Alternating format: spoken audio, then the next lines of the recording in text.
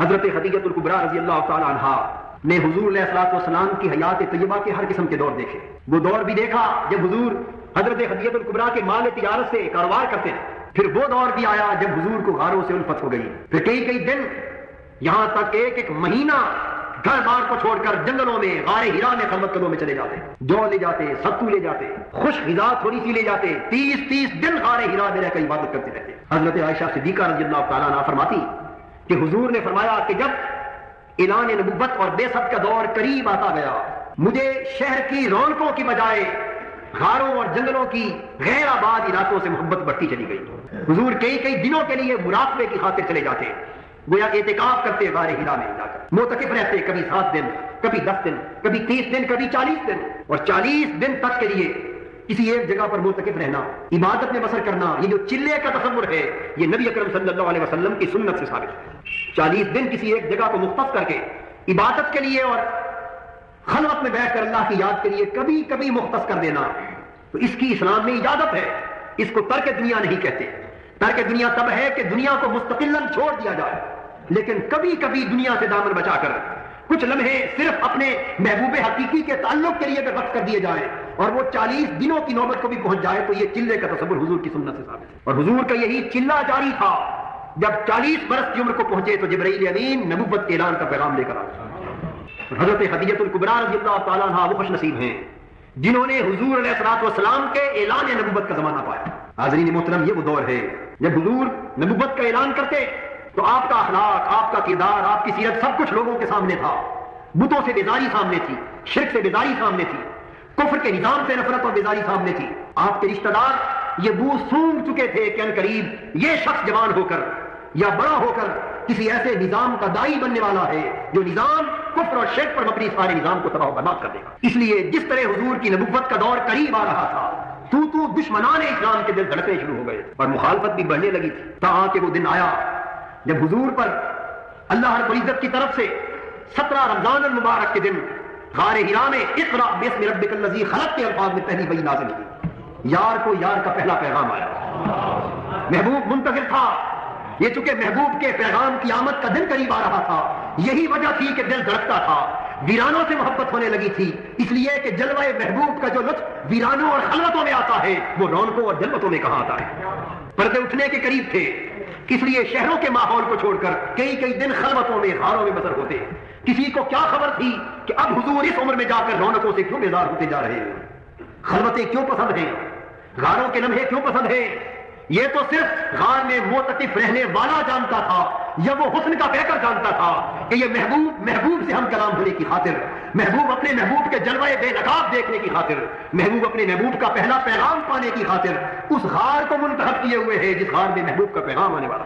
وہ دن آ پہنچا جب حجابات مرتفع ہو گئے اور نور ازلی کا آفتاب افق سے چمکا اور پہلا پیغام الوہیت جبرائیل امین کی معرفت حضور کے قلب انور پر اتار دیا گیا. اب چونکہ 40 برس خالصتاً بشری زندگی میں بسر ہوئے تھے اور اس پیغام الوہیت کے نزول نے بشری زندگی کے عوارضات اور لوازمات کے تحت حضور پر ایک عجیب سی کیفیت طاری کر دی. حضور کا کانپنا, حضور کو پسینہ آنا, کچھ لمحے کے لیے گھبراہٹ کا ہونا, یہ اس لیے نہ تھا کہ حضور کو معلوم نہ تھا کہ یہ کیا ہو گیا یا قلب انور اس بات کا اہل نہ تھا, نہیں, بلکہ صرف اس خاطر کہ پورے کے پورے جسمانی احوال 40 برس سے چونکہ بشری زندگی سے سازگار ہو گئے تھے.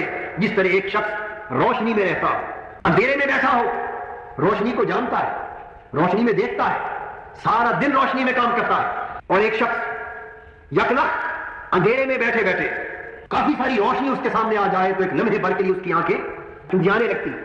یہ کچھ لمحے کے لیے آنکھوں کا چندیانا اس بات کی دلیل کبھی نہیں ہوتا کہ اس کو روشنی کی خبر نہیں ہے, اس کی آنکھیں روشنی سے شناسا نہیں ہے, اس کی تو ساری زندگی روشنی میں بسر ہوتی ہے.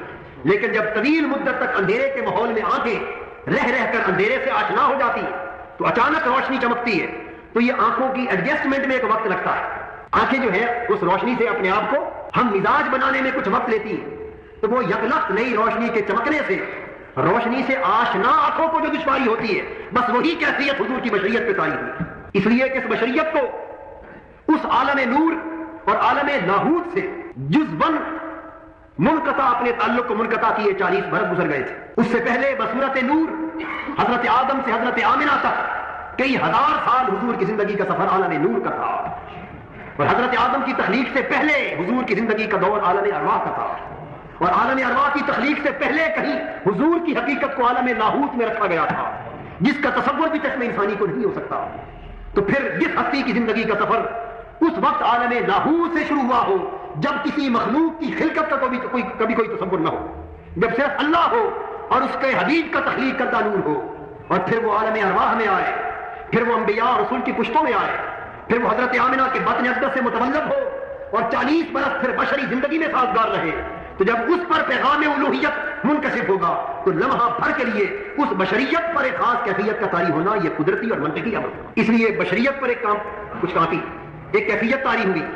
حضرت خدیجہ الکبریٰ کے پاس حضور آئے، فرمایا زملونی بصرونی، اے خدیجہ میرے ساتھ یہ ہوا ہے، میں نے یہ کچھ دیکھا ہے۔ جسم پر کب کبھی طاری تھی، حضرت خدیجہ الکبریٰ نے کمبلی لے کر ایک کمبل لے کر موٹی چادر لے کر حضور کو اڑا دی۔ جب حضور نے اپنی کیفیات بیان کی تو حضرت خدیجہ الکبریٰ رضی اللہ تعالیٰ عنہا نے اسی نور نبوت کے حصول کی خاطر ہی تو حضور کو قبول کیا تھا۔ حضور کے اپنے زوجیت میں آئی تھی، وہ تو 15 برس سے اس دن کی منتظر تھی جس دن حضور کی نبوت کا اعلان ہو۔ بس حضور نے جب ان کیفیات کا ذکر کیا تو روایات میں آتا ہے کہ وہ بے ساختہ حضور کے جسد اقدس سے لپٹ گئی۔ قربان جائیں ان لمحوں کی لطافت پر جب حضور کی نبوت کا اعلان سن کر حضرت خدیجہ الکبریٰ نے حضور کو اپنے ہاتھوں کے حالے میں لے لیا ہوگا، حضور کو لٹا دیا اور عرض کیا یا رسول اللہ صلی اللہ علیہ وسلم آپ گھبرائیے نہیں، اس لیے کہ اللہ تعالیٰ آپ کے ساتھ ہمیشہ کرم ہی کرے گا، کیونکہ میں نے جب سے آپ کو دیکھا ہے میں نے آپ کو یتیم پروری کرتا دیکھا ہے، بے افغان کی مدد کرتے دیکھا ہے، بے روزگاروں کو روزگار فراہم کرتے دیکھا ہے، دکھیوں کے دکھوں کا مداوا بنتے دیکھا ہے۔ ہر ایک کے دکھ کا مداوا بننے والے کے ساتھ خدا کی ذات لطف و کرم کے سوا اور کوئی حال برقرار نہیں رہ سکتی۔ اعلان نبوت کے بعد حضور کی نبوی زندگی کا آغاز ہو گیا، ہر سمت سے مخالفتیں بڑھ گئیں۔ نبوت کے اعلان کے بعد وسائل معاش منقطع ہو گئے۔ اب جب اعلان نبوت کا فریضہ سونپ دیا گیا اور تبلیغ رسالت کا فریضہ سونپ دیا گیا تو اب سامان تجارت لے کر منڈیوں میں جانا حضور کے لیے عملاً ممکن نہ رہا۔ اس لیے اب ساری زندگی توحید اور رسالت کے پیغام کی تبلیغ پر صرف ہونے لگی۔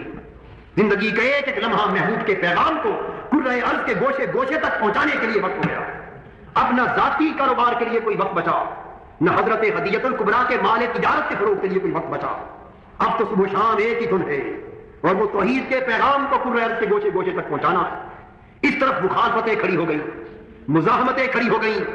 یہاں ایک بات ذہن میں آ گئی، وہ بھی عرض کرتا چلوں کہ جناب ابو طالب کے گھر سے حضور الگ گھر میں تو آباد ہوئے تھے، لیکن ذہن میں یہ خیال نہ آئے کہ وہ جو ان کی مالی مدد کا ایک کام حضور نبھاتے چلے آ رہے تھے اس کا کیا بنا۔ تو جب حضور علیحدہ ہوئے تو فرمایا چچا جان مجھے آپ کی مالی دشواریوں کا علم ہے، اب میں یہ چاہتا ہوں کہ آپ کے مالی احوال میں ممت بننے کے لیے آپ کے بیٹے علی کو اپنی زیر کفالت لے لوں۔ حضرت ابو طالب کے گھر سے الگ ہوتے ہوئے حضرت علی شیر خدا رضی اللہ تعالیٰ عنہ کو حضور نے اپنے گھر لے لیا۔